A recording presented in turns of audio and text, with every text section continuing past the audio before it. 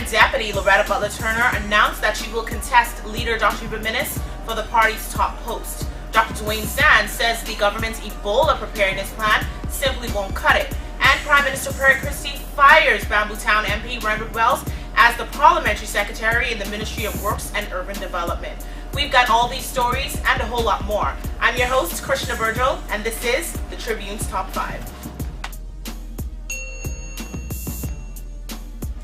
The race for the top post of the Free National Movement intensified this week as Party Deputy Loretta Butler-Turner announced that she plans to go head-to-head against current leader Dr. Jimenez when the party holds its conventions next month. The FNM second-in-command, Loretta Butler-Turner, on Monday formally announced her intent to run against current leader Dr. Jimenez at the party's conventions next month.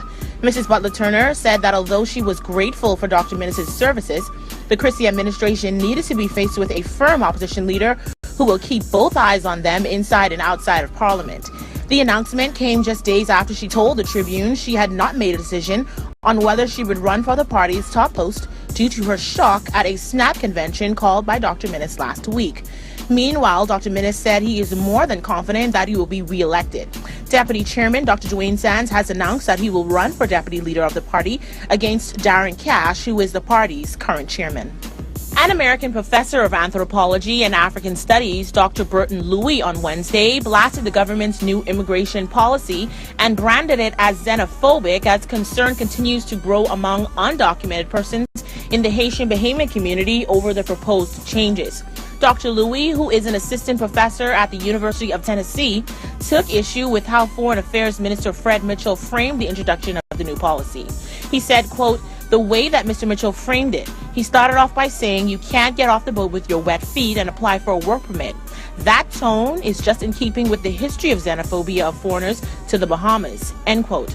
Dr. Louis, author of My Soul is in Haiti, Protestantism in the Haitian Diaspora of the Bahamas, explained that he observed Haitian Bahamian relations firsthand as he conducted research for his book during 2005 and 2012 in New Providence. The proposed changes were announced last month by Mr. Mitchell in the House of Assembly and will make it mandatory for all persons living in the country to have a passport on their nationality as of November 1, among other restrictions. As new cases of Ebola continue to pop up throughout the United States, FNM Deputy Chairman Dr. Dwayne Sands said the government's Ebola preparedness plan is simply just not enough to safeguard the country. Free National Movement Deputy Chairman Dr. Dwayne Sands said the Ministry of Health's Ebola Preparedness and Response Plan simply won't cut the mustard when it comes to safeguarding Bahamians in the event of an outbreak in the country. Dr. Sands was speaking about the Ministry of Health's 51-page plan, which he had not seen until it was sent to him by the Tribune on Wednesday. He said it was too technical and lengthy to be effective. He added that there was not an adequate focus on a public education campaign or sufficient procedures for detection at the country's ports of entry. His criticisms came as news reports spread that Trinidad is considering postponing its annual carnival celebrations and an Ebola scare on a Caribbean cruise after a U.S. healthcare worker who had contact with a lab specimen of Thomas Duncan self-incubated. Mr. Duncan died on October 8th of Ebola in a Texas hospital.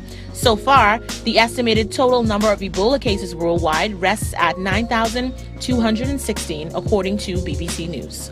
The spotlight was on the Public Hospitals Authority all week amid reports that an audit discovered $10 million in missing pharmaceutical drug supplies. However, the auditor's report came under fire on Thursday from officials at the PHA who refuted the findings that the millions in inventory went missing last year. According to documents obtained by the Tribune, the PHA's finance director said he found it difficult to believe that the internal auditors who originally raised alarm did not recognize the errors given the authority's total yearly inventory had never exceeded $4 million. The PHA's explanation supports statements made by opposition leader and former health minister Dr. Jimenez, who said this week that the unaccounted drugs reflected clerical errors. The forensic audit was conducted by UHY Bain and Associates managing partner John Bain into the PHA's supply of pharmaceutical drugs and medical supplies. Mr. Bain's report was completed at the end of March. On Wednesday, he told the Tribune that he stood by the findings in his company's report. After months of controversy surrounding Bambootown MP Renford Wells' signing of a $650 million letter of intent, Prime Prime Minister Perry Christie on Tuesday fired the reportedly defiant MP. However, that action was simply not enough, according to the FNM. On Tuesday evening, a brief statement was released from the office of the Prime Minister. It read, quote, "The Cabinet Office advises that the Governor General, acting in accordance with the advice of the Prime Minister, has directed that the office of Parliamentary Secretary in the Ministry of Works and Urban Development become vacant," end quote.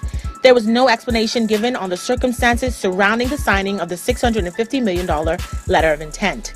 An hour before the statement came out, Mr. Wells, who signed the LOI with Stella Waste Management in July, said he was in good spirits and did not seem bothered at all by reports that he was about to be fired. But it was not enough for FNM Chairman Darren Cash, who demanded that Prime Minister Perry Christie explain what led to the decision. He further called on Mr. Christie to make public the findings of the probe, which was ordered by himself into the matter.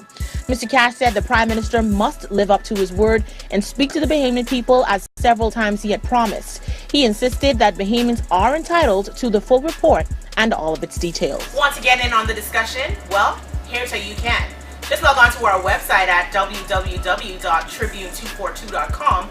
Like us on Facebook, Tribune News Network. Send us a tweet at Tribune242 or subscribe to our YouTube page, Tribune242.